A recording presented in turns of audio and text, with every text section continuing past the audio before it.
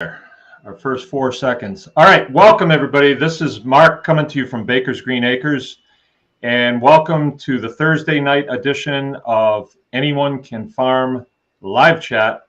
And Thursday night is our night that we do interview with people that we feel as though would be of interest to our viewing audience. So tonight we've got Dave and Sonya Boone from Off Grid with Dave and Sonya. They're new to the YouTubing world, and they are people that we've gotten to know. They came the first time to Tribe Day and brought their trailer with them that was really tricked out and turned a lot of people on to what they do. And then they were here again this weekend, and they camped at the campground, and we spent some time together and had some fun. So we thought that there's a lot of content here. There's a lot of information that these people have that they have discovered. And I'm finding that every time that we have new people come around, we just discover all kinds of new things.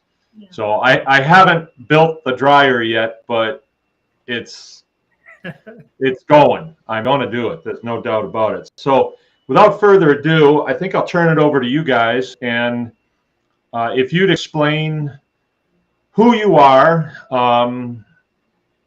what your family's about, and really what direction that you're going and how you'd like to get there. And then what we've done in the past is like, where do you see yourself in 2 years? And then where do you see yourself in 5 years? And let's see what happens here. We'll have some interesting conversation. Now, the live chat is on. So if people have questions, you can put the questions up and get an expert opinion on what you have questions about from these two. Okay, without further ado, take it away, Dave and Sonya.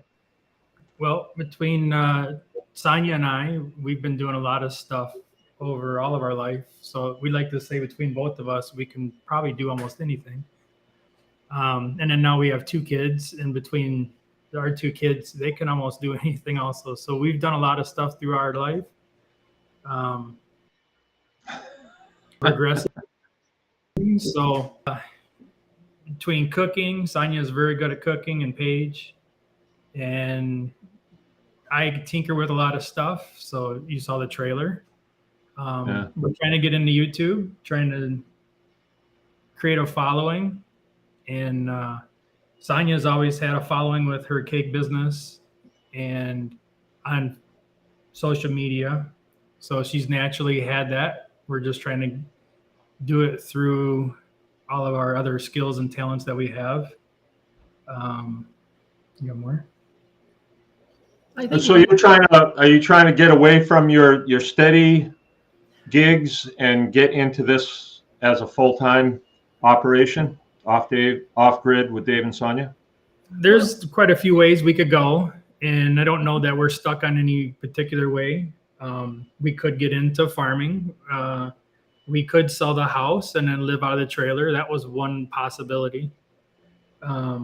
Sonya's still doing cakes, but as we get older, I'm sure her wrists and stuff aren't going to be as good to do that.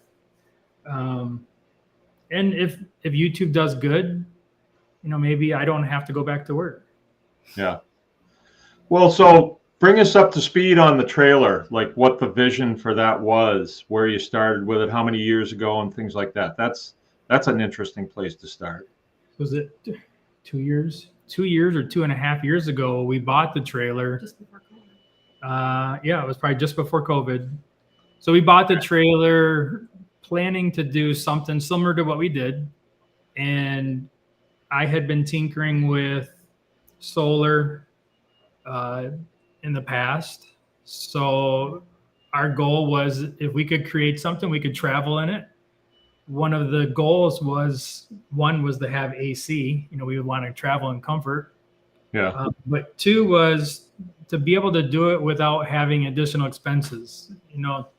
We wanted to be able to travel without going to an RV park where we would have to pay. We were able to having to use gasoline or a generator or So that was why the solar. So we bought the trailer. It was pretty much empty. There was some insulation in it when we got it. It was just someone threw some stuff up in there. So we played with it for almost a year. Almost a year, just trying different layouts, figuring out how we wanted to do stuff. You know, do we do one big bed across the back, or do we have an aisleway down the center? You know, it's nice sleeping in the same bed, but it just worked out better having 2 single beds the length of the trailer. So I think that's unique to a lot of trailers, but we basically have an aisleway through the center of it, which we really have a long kitchen. We have a long work surface. Sonya always wanted to be able to bake a cake out of the trailer and decorate it, which we just did at your place. Yeah, we did. You guys were the first one to be able to, so that was cool. So Sonya was really worried about. I finished it off. I finished that cake off. That was a good cake. That was a good cake. She was really worried about using too much power, so we had talked about having the oven run for over an hour. And as it turned out, I think we used 2% of our battery. I mean, it was still charging during the sunlight, but I think it went from 96 to 94%. So she really has a goal right now, I think, is she wants to go to the Grand Canyon and cook a cake out of the trailer. With that as my backdrop. There you go. And that would be just so cool. And then to be able to tell it, all our viewers, to say, first one to come get it. Yeah. But so just for the viewing audience, tell them what the trailer, how it was configured. What is the configuration of the trailer when you started? So the trailer is a 7 by trailer and all that stuff. It's a 7 foot by 14 foot cargo trailer. Okay. It has a door on the back that drops down, so like a side by side or 4-wheeler can drive up the door. Yeah. So we actually use the door as our deck now, so we'll start there. The trailer was pretty much just the shell, the aluminum frame with the metal ribs and just the plywood floor. So there was some insulation. They had some of the not clear, but the aluminum reflectix, the bubble wrap kind of stuff on there. They had some of the pink foam in there. It was just pieced together. And we actually slept out in the wintertime. We had our propane heater in there and electric heater in, and it was 20 degrees outside, and the warmest we could get it in the trailer was 40. So their insulation wasn't doing very good. Yeah. So we did the spray foam. We took all that foam out and insulation out. I put up at 1.5 inches, 2x2s in there. So it's 1.5 inch square wood. So that gave me the inch that's in the metal frame plus the 1.5 inch stud. So I have 2.5 inches of space for insulation. And I run the studs opposite of I ran them this way, where the metal frame went up and down, and I ran the 2x4s the other way. That way I could get insulation behind the wood. Yeah. So I didn't have the thermal transfer from the stud to the metal frame. But we spray foamed it. All the walls on the inside, I also spray foamed underneath. And then we put plastic wrap up over top of that. Then we put the wood paneling on. Okay. So there's no holes through the plastic wrap, so it's a vapor barrier. So it doesn't take very long to cool it. So in about 30 minutes, we can go from 90 degrees to 70 degrees with the mini split that we have on there. And then the mini split run off of a battery system. So in the boating industry, there's Victron is the brand name. So all their equipment is blue, and that's what they use for their batteries to power boats and stuff. And so the solar panels will charge the batteries, and the inverters are the Victron brand. And so they're more expensive, but I wanted to use something that was heavy duty, reliable, something I shouldn't have to really worry about. So I chose to spend a little bit more money.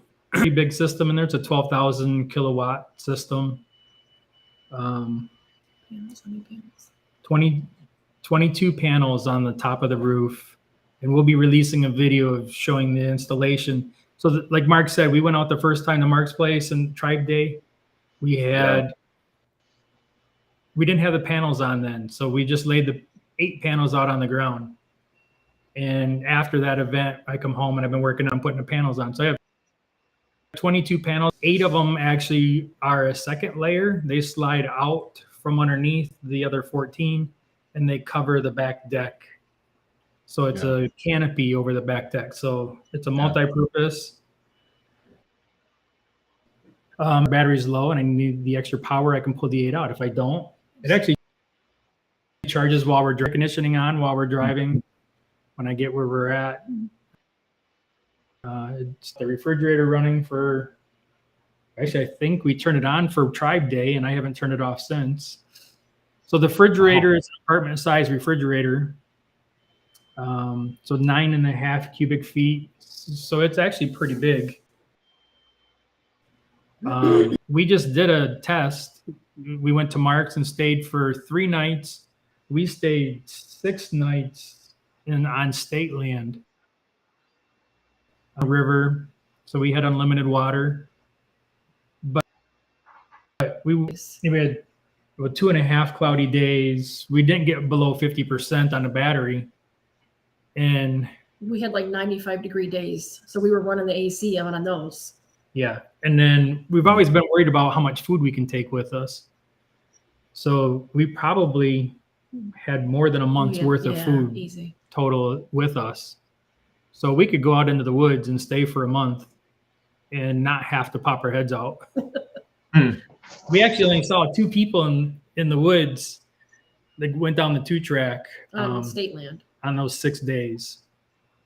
Okay. So it was nice. You know, we took a shower out there every day. We did laundry every day too. A couple of days.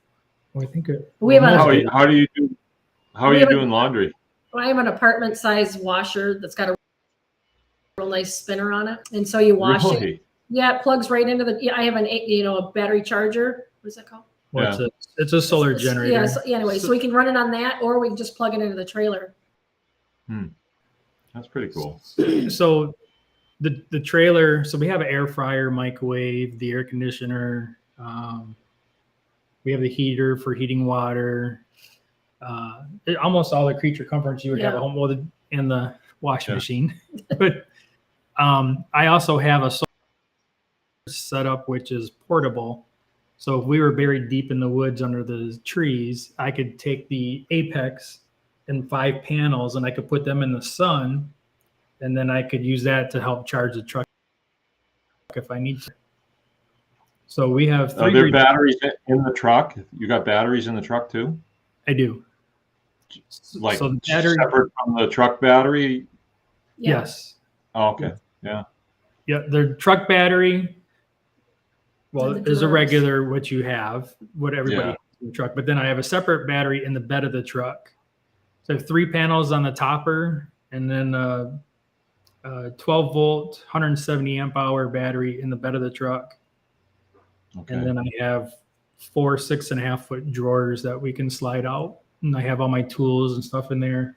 So I guess all this playing we've been doing over the years, we like the redundancies. So basically I have 3 solar setups that I can take with us, but same thing for cooking. So we have the truck and trailer that we can cook with, but we also have a solar oven. We have rocket stove. We have propane stove, an induction stove, electric stove. So we have a lot of redundancies. So I actually found out that I can't use my induction stove in my truck. So good thing for other people that are listening, the inverter that I have in the truck is not the one. It's just a cheap one off of Amazon, and it won't run the induction unit. So it must not be a pure sine wave. I haven't looked into it yet. So it must be a modified sine wave. So people just have to pay attention, what they get. So eventually I'll probably change it because of that. But I can run the induction unit in our trailer. I just can't run it in the truck. Okay. Hey, so this is a little bit different from some of the people that we've encountered that become nomads. Like you're you're at the place now where you could be nomads. You know, you could walk away from everything, and then their next stop is the homestead. Right. But you've got your daughter and her husband that are going to backfill your property when you finally nomaded out of there, or have you decided? Maybe I don't want to spoil the surprise. Maybe they could take over this property, or they could buy another piece of property. We sell this one and we move in with them. You know, have a mailing address, or we just move in with them and help them if they have a farm. You know, we just help them on the farm. And that's kind of sounding the way it's going to go is, you know, the roles are going to kind of reverse where we're, you know, doing homesteading on a small scale. We've got chickens. We don't have the larger animals, but my son-in-law wants, you know, a couple larger animals. So basically it's almost going to be reverse roles. They're going to be kind of head of the households and we're going to help them. We're not sure exactly how it's going to roll. You know, we want to be still close to the grandbaby. That's kind of really pulling at me. Then it still helps the other, you know, the other kid. And so we'll just kind of see how it goes. But for right now, we're going to continue homesteading here, continue playing with the off-grid trailer. The big thing is where we live, it's not uncommon for us to lose power for 3, 4, 5 days. And so having this trailer is more of a, you know, I've got this grandbaby, you know, at 15 months old, if we lose power, you know, he's kept warm, he's kept cold. We can prepare meals, you know, wash his laundry. I mean, for all of us, but that was kind of another bonus, you know, to being prepared if we're going to go that way. Be careful with that word there, Sonya. Yeah, I know. You know. All right, just so we know. Yep. No, I, you know, if you watch my show, I think that if you're in the homesteading business, well, really, you don't even have to be in the homesteading business. I mean, you have to be prepared for kids going back to school. You have to be prepared for winter's probably going to come again this year. And then, you know, we have to get our cutoffs ready for summer. So we have to prepare for summer. So there's nothing wrong with preparing. Nothing wrong with preparing. So, yeah, I do it all the time. I did some preparing today. What did I prepare? I prepared to feed the pigs. Yeah. So, yeah. Bread. So, you really have become quite expert at solar, I would say. Wouldn't you say? It sounds like it.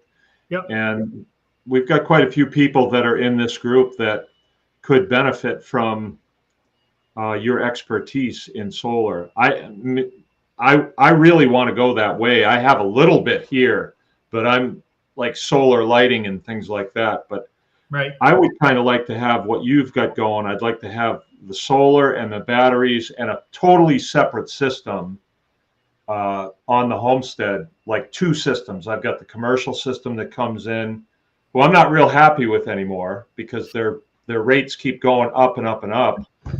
Of course, because of COVID, you know. But I could do just about everything I need to on battery power. Yeah. And so I would like to switch over to a lot of panels up on the overhang roof and then a battery bank and really get into taking care of business that way. Definitely. Yeah, there's a lot of possibilities. There's a lot of possibilities out there. And we started with a Harbor Freight unit. Mm-hmm. You know, it's $150. There's a 45 watt panels. There was 3 15 watt panels, and it didn't come with a battery. So we had to buy, I just used the old car battery. Actually, we made, Sonya called it a little robot. So I actually took a dolly and I made 3 levels on a dolly so I could hold 3 car batteries. And then the panels I just carried separately and I stuck them out in the yard. But at this event that we went to, I actually finished building that at the event. So I used the batteries and solar power to drill my Dremel tool, and I finished building this robot, we called it, but it was just a dolly that I used to carry batteries around, but it had headlights on it. It had a radio, some gauges, some meters. But it was enough that, like, we had a volleyball party here, and they played until the evening time. So he was able to wheel this little cart out there, plugged in his little lights, and we lit up the whole field to play volleyball. I mean, it was just, it's cool to have that. And I mean, if you lose power at your house, you have to deliver a calf. I mean, you need lights, and it's just, some of this stuff seems like we should, now we don't, until somebody exposes us to it, you know. And that was what I learned on, was that Harbor Freight unit. I learned what I could do and what I couldn't do. And then I kept just buying bigger and bigger. So I got the trailer. I guess the next thing you said, Mark, the next thing would be to do it on my house, get big enough battery panels and a large inverter to power the whole entire house. That probably would be the next step if we chose to go bigger. That's something I just thought of now. It's kind of hard because I'm pulling quite a draw with doing the cakes, running my motor or my ovens and my fridges, freezers, you know, the air conditioning. It's quite a draw. I don't even like to look at my electric bill every month, but right now we're in a situation, we have to work. This is what we do. So, but with the kids, when, you know, I say kids, but they're adults, but you know, if they get their house, they're very much into wanting to be, you know, as off grid as they could possibly be. So the good thing is we're all like-minded when it comes to that stuff. So, yeah. Well, that would be interesting to talk about, is the family dynamic. I mean, some of our people that are on here, they don't exactly have all the family members on board with self-sufficiency and off-grid living and preparedness. Were you guys always on the same page? Us as a couple or family? Well, the kids, yeah. Well, family. The kids kind of grew up in it, so the kids don't really know much different.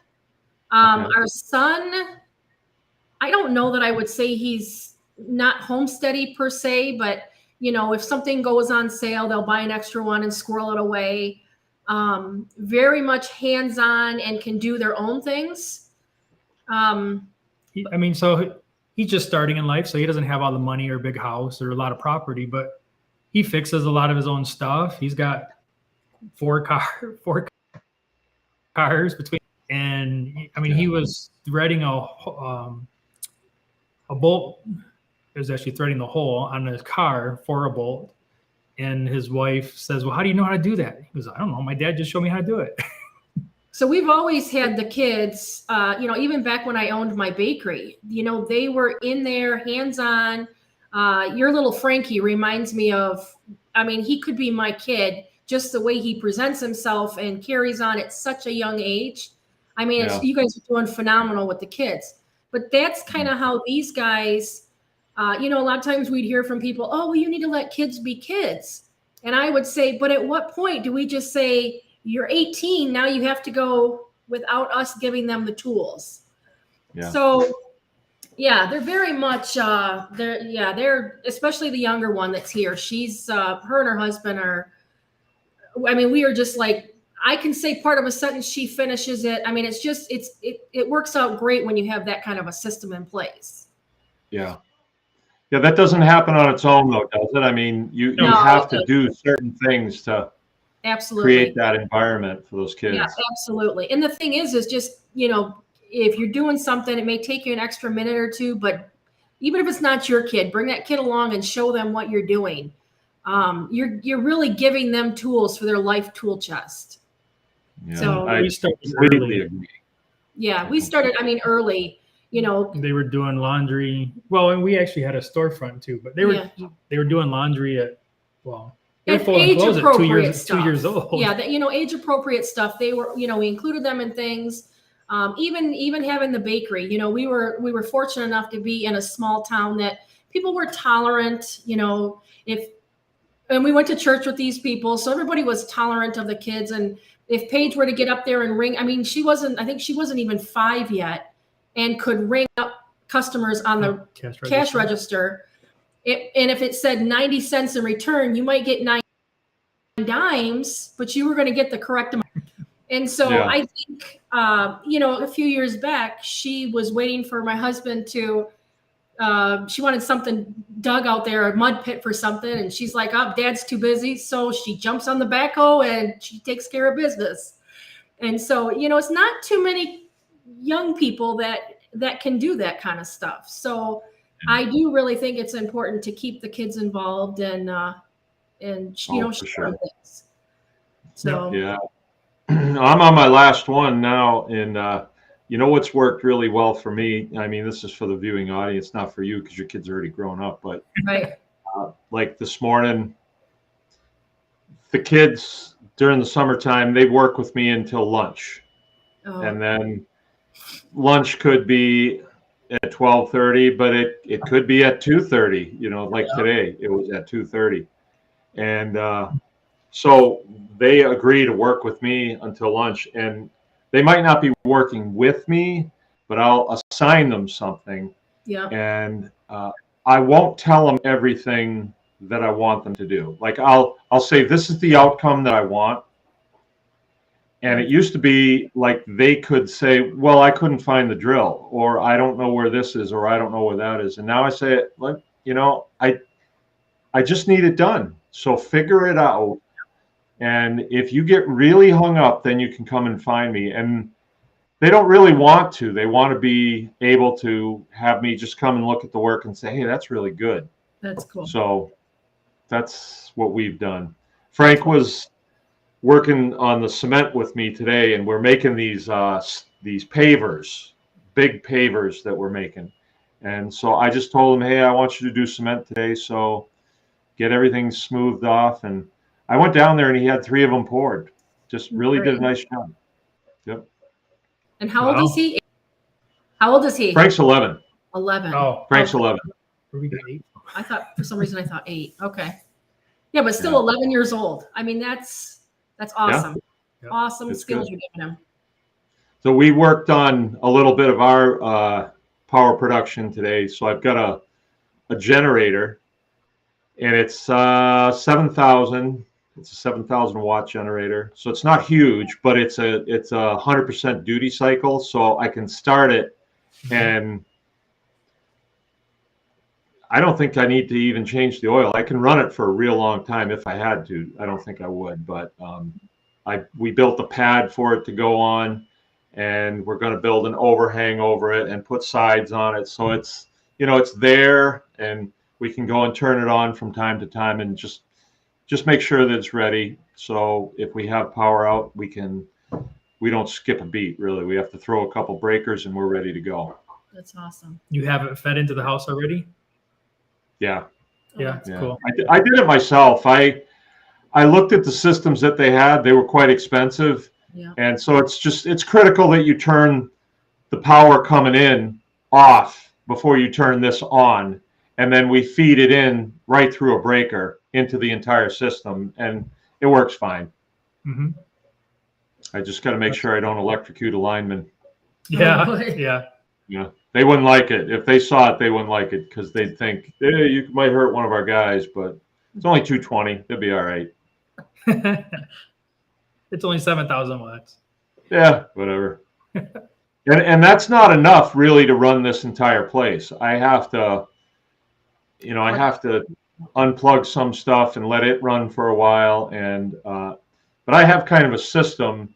I need water. That's the most important thing. Everything else, if I need to shut it down, that's fine. We'll just go to canning stuff. And the freezers are pretty easy.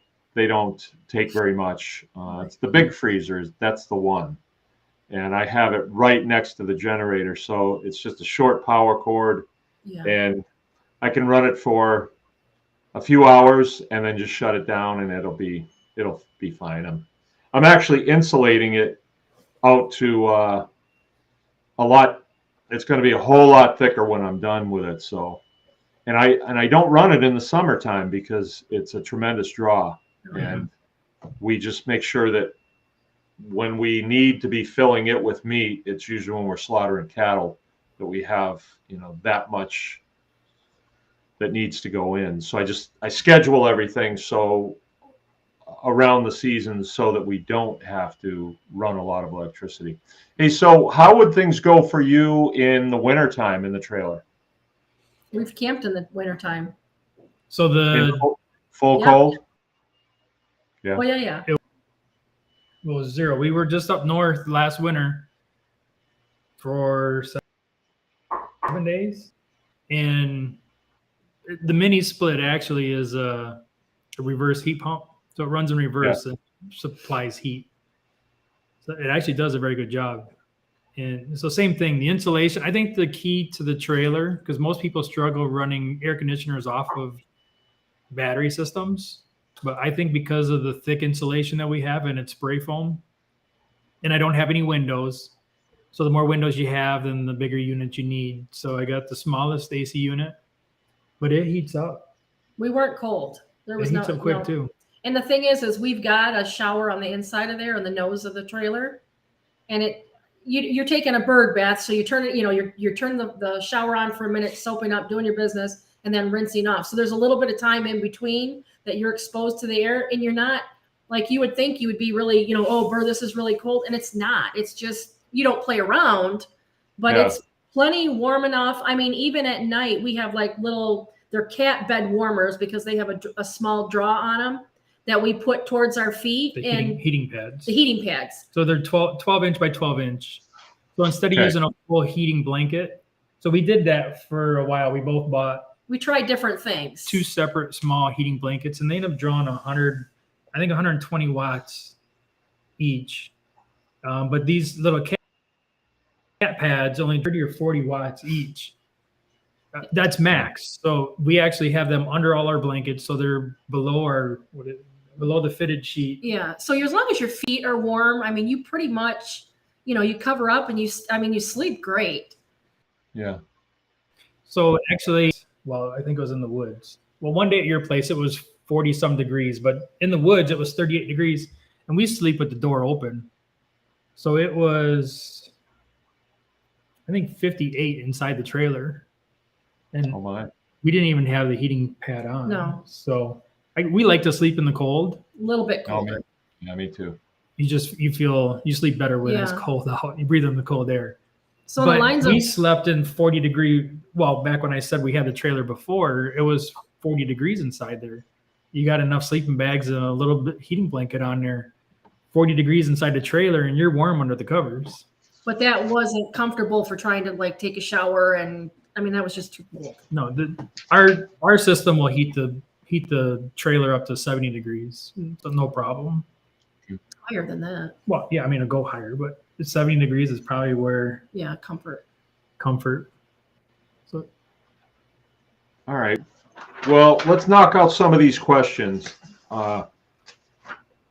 because we're about 20 minutes out from the end of our time here. I got 5 questions here, and I would think that these are written by you, Sonya. Could these questions be? All right. Well, then, okay. What's the difference between homesteading and preppers? What is the difference? For me personally, I think homesteading is kind of like on the lines of what we're doing, where we're growing and producing our stuff and processing it. I think more on the lines, and I think that naturally evolves into your prepping, you're storing away the things, for later use, the wintertime, whatever, or until you get into your next. When I hear somebody say the word, "Oh, you're a prepper," first thing that I never would have until that darn show came out, where you saw these people doing those crazy, they wear little tinfoil hats and, they're prepping for doomsday. And I feel like there's some overlapping in a lot of that, but I think you naturally prep, where maybe not all preppers homestead. I don't know if that makes any sense. That's kind of my take on it. Maybe preppers would be more inclined to, and not all, but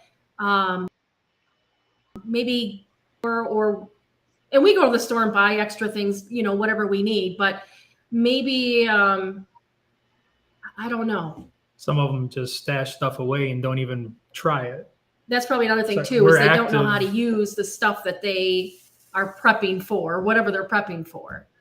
Not all of them. I mean, people do events and stuff, but I think that I think sometimes if you hear the word somebody say, "Oh, you're a prepper," you know, like you may not have completely understood when we had our discussion. You know, that sometimes it comes with a negative. I don't know how to call it, but yeah. Yeah. But yeah, I think to me, if somebody were to say, you know, "Oh, you're a prepper," and I would be like, we have a garden and we put our stuff up, and I know how to take care of my things. So I guess you can call me whatever you want to call me, but I would think somebody doing, you know, the things that we're doing is we're homesteading. So Yeah. They used to be called survivalists, yeah. right? And when I was a scout, and the scout motto is be prepared, right? And so then when survivalists came on the scene, I guess there's always been this undertow that one of these days it's going to be Mad Max and we're all going to have to, you know, fight for survival. And people would say, "Oh, are you a survivalist?" See, and it kind of felt like if I was, they were worried about that. So I said, "Yes, I am a survivalist." Okay, I am. Yeah. So I don't really like prepper. I know what you're saying, because a lot of them, like, they focus way too much on guns. Like it's going to be house to house shootout for a can of peaches. Maybe it will, but I don't think it will be. Like, we've just decided we don't want to live in the city. So I don't. It'll take a while before it gets to be house to house over chickens, I think. Right. Yeah, I don't really like that either. I think they get a little bit out of balance. And to me, if you're a prepper but you're not a homesteader, you're only about halfway there, because There you go. Yeah. I don't know. But I mean, for people that can't homestead, I feel like there are options so that you can be prepared. I hate to use that word, but you know, if we're out of power for 3 or 4 days, it makes sense for anybody living anywhere. I mean, you look at Florida, they have water issues. You know, out west, they can't get water. It's to everybody's advantage to have, and 3 days I think is not reasonable. I think 2 weeks is more reasonable. Aside from weather, it could be a job loss. It could be anything that could be detrimental to your family. It makes sense. You know, if you go to a store and you know you use Heinz ketchup and Heinz ketchup is on sale, grab that bottle and throw it down. You want to pay full price for something if you know your family's going to use it. I mean, that's just it's a money saving thing. Yeah. So I don't know. That could be a topic all on its own, really. Yeah, it could. I don't know what it is, but I get kind of a charge if I get a really nice cardboard box. You know, something else came in it. Yeah. And I think I could have 2 rows of canned goods in there. I can close it up, tape it shut, and I can put it in the root cellar, and it's there. You know, at least I got that I can fall back on. I like it. I get a buzz out of it. Well, it's peace of mind to know that, you know, you can take care of your family. Yeah. So for me, the homesteading is kind of the next level, because if I have a group of cows, I look at them and I say, you know, if things maintain and we get all the way to December and it gets cold, I'm going to have T-bone steaks. That's right. And I'll have a lot of hamburger, and I'll be able to sustain my family off of those animals. Yep. And knowing how to put that stuff up too is going to be useful. You know, we tell people, you know, you've got your walk-in freezer and that's nice, but putting your eggs all in one basket can kind of be a scary situation if you have, I don't know how much does a cow throw off in meat? Hundreds of pounds? Yeah, about 6 600. So put all 600 pounds into that freezer, and God forbid you guys are gone for 2 days and it goes down. So if you were to, dehydrate, freeze dry, whatever you're going to do, kind of split your eggs up so they're not all in that one basket. That's going to be a useful thing. In the military, they call that resource dispersal. There you go. Yep. And we do that too. We always disperse stuff. Yep. And that's the same thing like with the trailers. We have multiple ways. So we have multiple ways to cook, multiple ways to get power. Redundancy. And Sonya has multiple ways of cooking. So, and storing the food. So canning, freeze drying, dehydrating, waxing G's. So that's. I'm really into redundancy because it gives you options. You're never going to be dead in the water if you've got things set up right. Right. And then if you're constantly auditing yourself and saying, where are my weak spots? Yeah. Then I need to bolster those weak spots so that they move up the list a little bit to the next weak spot. Yep. And it's kind of ironic too, because what we have found, and as a matter of fact, we saw it when we were at your place, is we can be so deeply engrossed in our own situation that sometimes we can't see past right here. Yeah. And sometimes it takes that other set of eyes to be like, hey, have you thought about doing it this way? Yeah. And it was kind of cool because, when we were out there talking with you about the bread, and I could literally see smoke coming out your ears, and your gears were just like you were trying to process how to take care of all this bread that you had. And just by throwing some ideas across to each other, and then the look on your face when we had that bread stacked in the back of your trailer there. We were talking about drying it and get it down smaller. And I says, well, you've got that chomper thing over there. Yeah. And you, just the look on your face, you were just like it. But the thing is you were so close to it that, sometimes having that extra set of eyes or thought is beneficial. Yes, it is. And that wouldn't have happened without community. Right. Yep. That wouldn't have, because I was close to it, and I've been close to it for a long time, and it actually has become sort of a detriment to me. If I can't get rid of it because it turns green and it's moldy, so right. I have to work at it. And, drying it never really occurred to me. I'd fooled around with it a little bit. Now I've got, I've got a direction that I'm going that's kind of different. I want to do the trash compactor thing too. I'm gonna try that.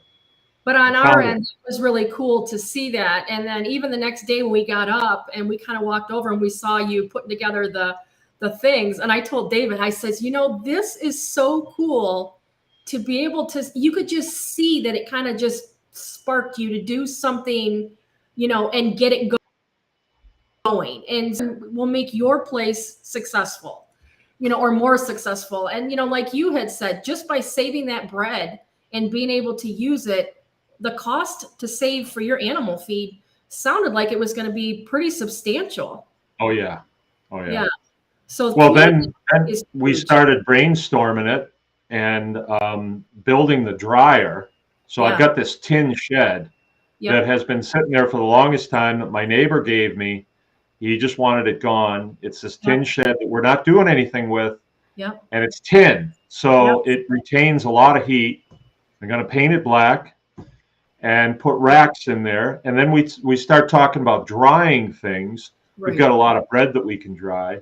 Yep. But there's things in our environment that we can dry that don't cost us anything. Right. All of the different weeds, all that stuff. And then we can run that through the grinder with the bread and make a really decent feed that is shelf stable.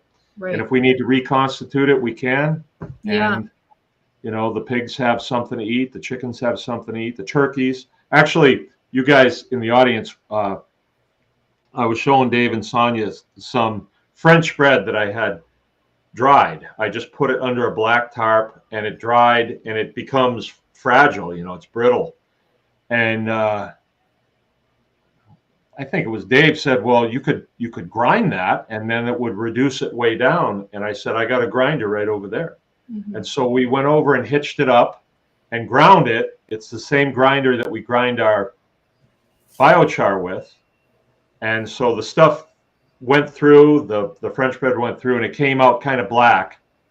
And then we took that bucket, we went out to the field with it. We fed some to the turkeys, some to one group of chickens, and then some to the next group of chickens. And we're able to get immediate feedback on it that this will work. So, you know, we made some real gains that day. Imagine, I used to see this out west. They have these people, they're sort of like Amish. They call them Hutterites. And they live in communes. And it's like a small community. They have communal housing. They look like apartments. And they'll have a machine shop. They'll have a welding shop. They have an agricultural group. And then they have a sewing shop. And they do all kinds of stuff.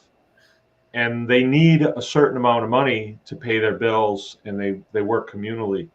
Yeah. And they come up with unbelievable things because they got all these young minds thinking, well, we could do this and we could do this. And there's no formal education to speak of. It's like there's not a bunch of engineers there, but they figure stuff out. Right. So what would happen if, you know, I'm seeing Tribe Day turn into like Tribe Week. Yeah. And, you know, having an area where people discover things and then they can display the things that they discover, the things that they make, or who knows? I mean, we've got so many diverse people in this tribe. It's, we should do that. We should one of these days say, okay, who's what, you know, who's had formal training in, I don't know, gynecology. Who's had it? You know, one of the people in the tribe thinks it's pretty funny that I said one time, well, I was either going to be a homesteader or a gynecologist, so I picked homesteading, but I still dabbled in gynecology occasionally. She thought that was pretty funny. All right, I've got a couple more questions here. Okay, what got you interested in homesteading? I think it, again, starting out young and had our son, and something kicked in. I don't know if they say that's the mother thing or what it was, but I was responsible for this little human being that we created, and to what do I need to do to make sure that he's taken care of. And it just kind of evolved. You know, I remember our first starter home. We were in the city of Pontiac, and my garden was as big as my backyard. And his grandma canned, so she was able to show me, you know, kind of get my feet wet. And it was school canning start. You know, you have all this garden stuff now. What do you do with it? And then it slowly just kind of expanded, you know, from doing tomatoes to something bigger. And then what do you do with them? What do you do if you don't like how you know, canned tomatoes taste? Is there another option? And it just kind of went from there. And then, you know, once the computer, I hate to say updated or whatever, back when we started learning how to do things, there wasn't the computer and the internet. You had to go to the library and learn things. Fast forward 20 years or whatever, you can learn anything now on YouTube or on the computer. Yeah. And so it kind of just expanded things. And, you know, if there's anything that we're interested in, you can just do a Google search and kind of learn. And so, and every day we're learning something more. We go to an event like yours, and, you know, anybody else that, you know, you may not know, which was really cool about your event. We were there like an hour, and we had felt like we had been there, like we knew people, like it just, and so we talked to somebody and and just like, oh, that's really cool. Tell me more, you know. So we come home and we might, okay, let's figure this out. Let's learn this. So that was kind of cool. But that's kind of how it just evolved with us, is just learning, how do I take care of this baby and make sure that, especially when we first got married, we had one car. And that kind of leads into the cooking and that kind of stuff, because with one vehicle, and I remember one time I wanted to make pudding for my baby. He was a toddler, and I didn't have a box of pudding. And it was, how would my grandma have done this? And then so you go back to the cookbook, and it's like, really, cornstarch is all I need to make pudding, and so it just kind of evolved from there. That that's just kind of how it started. There's a real need out there, Sonya, for scratch cooking instruction. There really is. Yeah. Especially on the homestead. We just had because we Alfredo tonight, and Paige made the Alfredo sauce. Alfredo sauce, she made it from scratch. But there is on the homestead, like you said. And matter of fact, I had a girl this morning that said she can't find the rice. Her child's got a lot of allergies, but she couldn't find Rice Dream. I don't know, the containers of milk. And had anybody seen it? And I thought, boy, rice milk is so easy to make. And most everybody has rice in their pantry, right? Or a bag of rice laying around in their cupboard. And it is so easy to make rice milk or oat milk or anything like that. And it's pennies. Like, I mean, a cup of rice will make a half gallon of rice milk. Mm-hmm. And so people don't know those skills. So yeah, we're trying to aim towards doing some classes. Well, the classes, the YouTube, the Facebook, that's Sonya has all these skills, and we want to share them. I think that would really be beneficial to the group as things progress. Okay, we're coming up close, but this was one of my personal favorites. We got Sonya going at the campfire, and she started talking about bartering.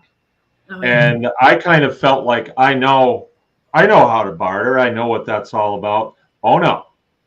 Sonya took it to a totally different level, and to the point where people were saying, you know what, this would be a really good class to talk about. Right.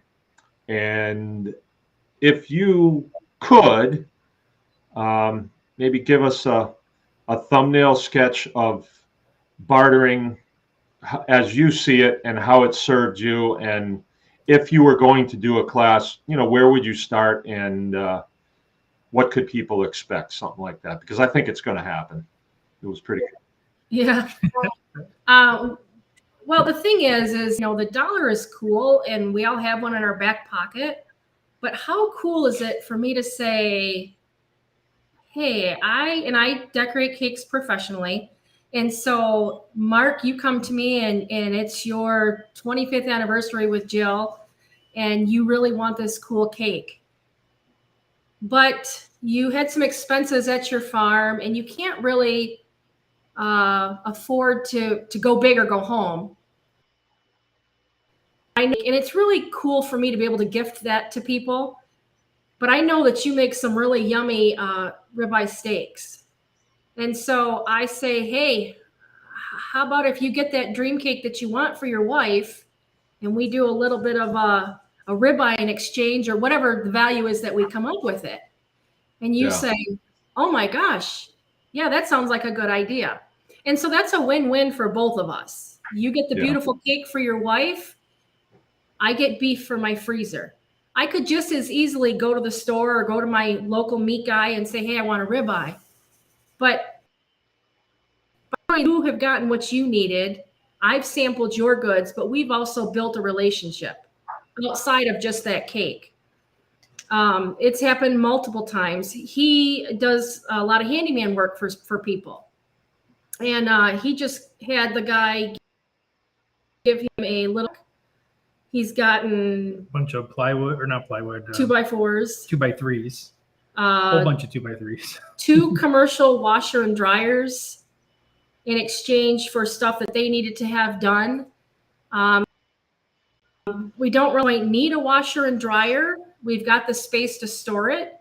And so maybe we sell it down the road. Maybe we use it to trade somebody else for something bigger that we need.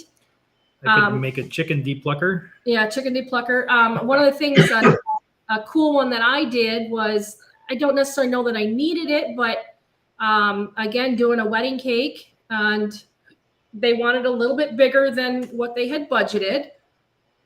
And I said, I'm up for some trades. What you got?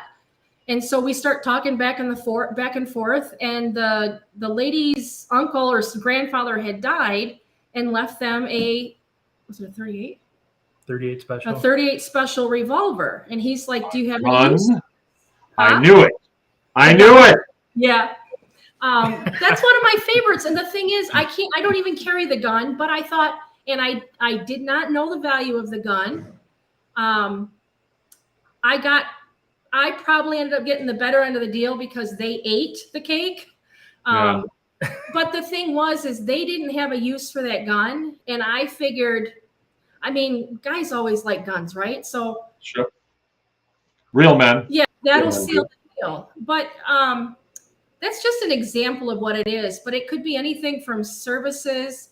I barter my hair for cake. It's not everything is it is. I've got a lady, an organic farmer down the road that, well, she likes cookies. So it was cookies. But I had organic manure for the garden. I said, what do you want, or whatever it is. She's like, oh, I like those no-bakes. 2 dozen no-bake cookies is not, I got the better end of the deal because I got the manure, but that satisfied her, and if I do an order here or something, I'll drop her off a plate of cookies or whatever. But the bigger thing is it's building that relationship with her. I could just hear her saying, yeah, I got the better end of the deal. I got 2 dozen cookies and I traded a bunch of manure for it. Right. Right. Pile of crap. But, the thing is, it's a gift that's going to keep going for that garden. You know what I mean? Oh, yeah. But the thing is the deal worked for her and it worked for me because I got what I needed. Yeah. And so it's easy to reach in our wallet and just, hand out a dollar bill, like you say. Yeah. To be able to do a good barter, man, it just feels good.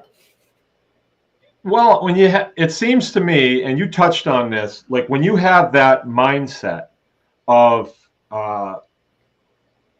my stuff is my currency, right? Then you have a tendency to look at things differently. Like, well, I don't need that 38 revolver, right, but it's worth. And like, let's say you were a guy that has a pawn shop. Those guys just kind of know what stuff's worth. They know what it'll bring.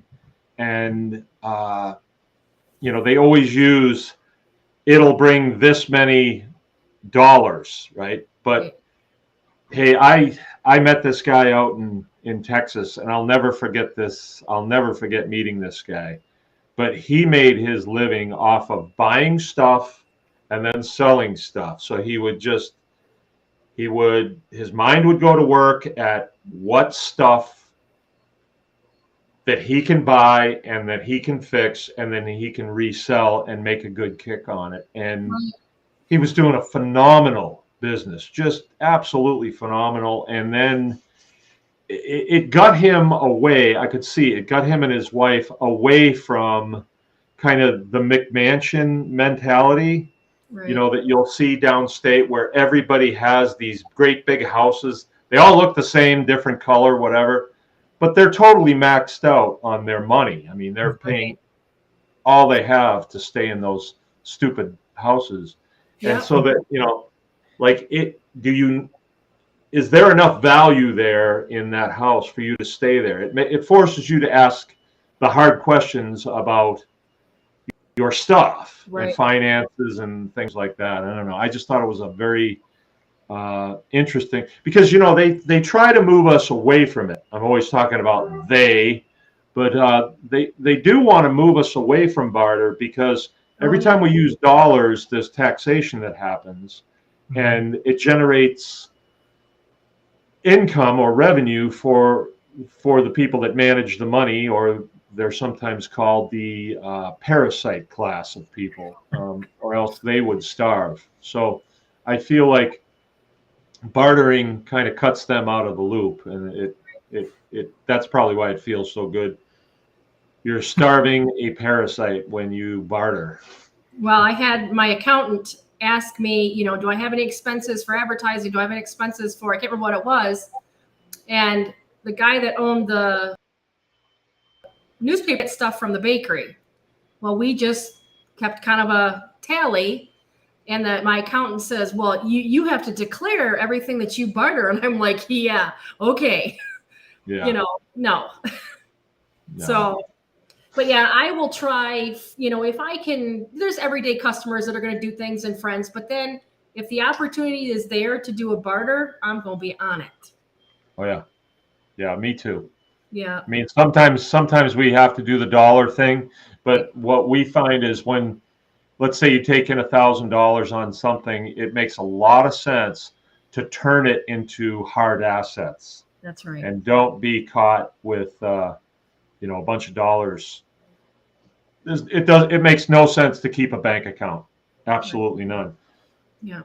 And even if you're not a homesteader, you can accumulate things, forklifts and welding equipment and stuff like that, because it always has value. Right. So it'd be fun to develop a curriculum on that to teach at one of the tribe days or something. You didn't necessarily be able to store things. It could be skills. And I had a young mom say to me, well, I don't have any skills. What do I have? And so just with talking to people, even a stay-at-home mom could offer the neighbor, hey, I'll do your laundry while you're at work, and maybe they cook meals or whatever. Everybody has something that they can trade. Mm-hmm. Something that the other person doesn't want to do that you're willing to do, and vice versa. Clean house. Clean houses. I mean, it could be anything. It can be done. So. Okay. Well, that's it. We've gone an hour, and usually what we do is we kick you guys out of the room, say thank you, and send you on your way. And then I talk to the group a little bit about things, and I got a couple things that I want to brief. But I really appreciate you coming by, and I'm looking forward to working into the future with you. It was great seeing you guys and spending some time with you. All right. Mark, sayonara.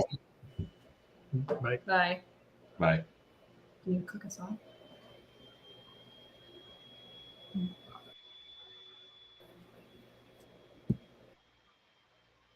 Leave.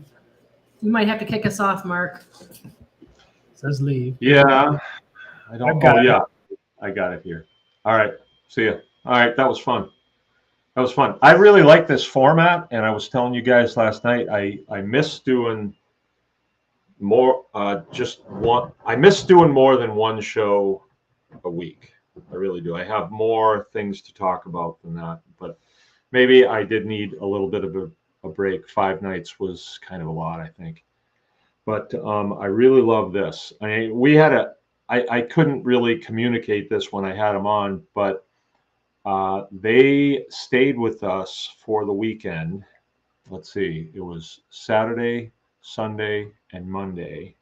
I think they left. Yeah, they left Tuesday, and I think it was Monday. They came over and said, "How would you guys like to come over for lunch?" And we went over, and here's this trailer. It looks just like a cargo trailer from the outside. And the idea is to make it look a little bit incognito, and no generator, no hookup to the outside, no hookup to water or anything. And Sonya made us a 5-star meal. It was outstanding, and a lot of the things that she used, she picked up as she was going around. There was raspberries on there, and there was mushrooms on there, and several other things I don't remember, but we had a really nice soup, really nice croutons. I love croutons, especially like those. Boy, if you make croutons and you had mangalitsa fat on them, I think that would be just. I haven't had my dinner yet, and I am hungry. But yeah, good stuff. the network continues to grow. The network continues to grow. These people have a lot of expertise in solar, and I am very interested in moving ahead with solar myself. Okay, so really good. Their contact information is going to be in the comments below. Jill's doing that. And outstanding. Are there any questions that we have here? I think people were just basically listening. We got Keith with us, the clerics, the cleric peoples, homesteader extraordinaires, Sean Wise, Lane Buck 52, Inga, and Belva Rockwell. All right, right on. Good show tonight. For your information, I am going to be interviewed on the Mike Adams show. So that interview is going to be in a couple weeks, and then it'll be airing. But I'll put that show on the Tribe page. If you guys don't know who Mike Adams is, he's a pretty famous vlogger. I listen to him off and on, but I don't listen to anybody steady anymore. I just kind of bear down on my work. Had an outstanding day again today. Just outstanding day. Frank and I did concrete work and did some video work with Joe and moved my cattle around. I really enjoy doing that. It's just a lot of fun homesteading. I just feel really privileged to be able to do this as a job. Put in a few hours and worked hard, but I'm really feeling good. I'm probably going to have something to eat, take a swim, and then go to bed. All right, let's call it a night. It's Thursday night. We got chicken processing tomorrow. We will be back at you on Tuesday for our regularly scheduled Anyone Can Farm live chat with your favorite host, Mark from Baker's Green Acres. All right, remember, anyone can farm. Get out there and get it done. No time like the present. Good night.